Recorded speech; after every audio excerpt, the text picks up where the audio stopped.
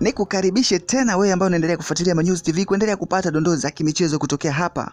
Bwana, mashindano ya kombe la Ramadhani Samia Cup mwaka 2026 hapo kesho Machi 16 siku ya Jumatatu yanakwenda kutamatika rasmi baada ya kushuhudia mchezo wa fainali ya mashindano hayo. Tukampata bingwa msimu huu.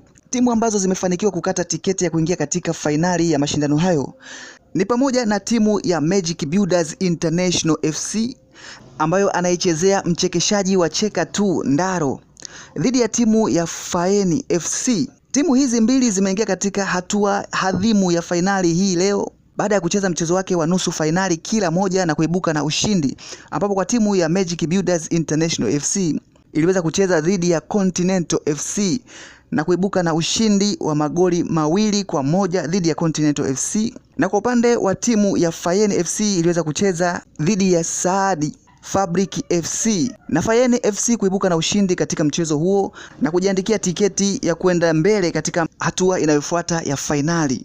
Timu hizo zitakutana hapo kesho majira ya saa 4 kamili usiku katika viwanja vya Tanzanite Park Mikocheni jijini Dar es Salaam. Safari ilikuwa ni ndefu ambayo ilikutanisha timu takriban 30 ambazo zilikuwa zinahusisha makampuni ya biashara, tasnia ya habari pamoja na maigizo.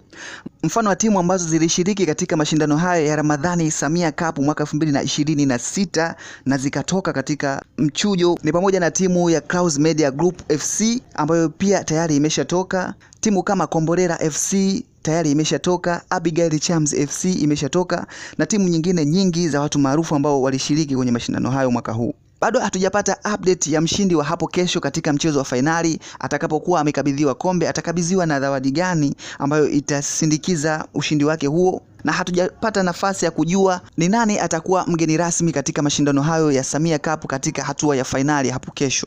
Kumbuka tu mashindano haya yanadhaminiwa na kituo cha utangazaji cha Crown Media Group na yanarushwa live kupitia channel ya Crown TV.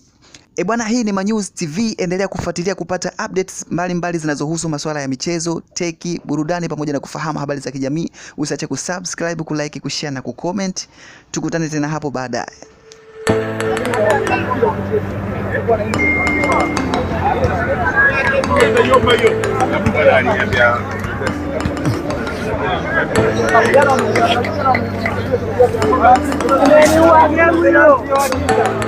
Uyafungi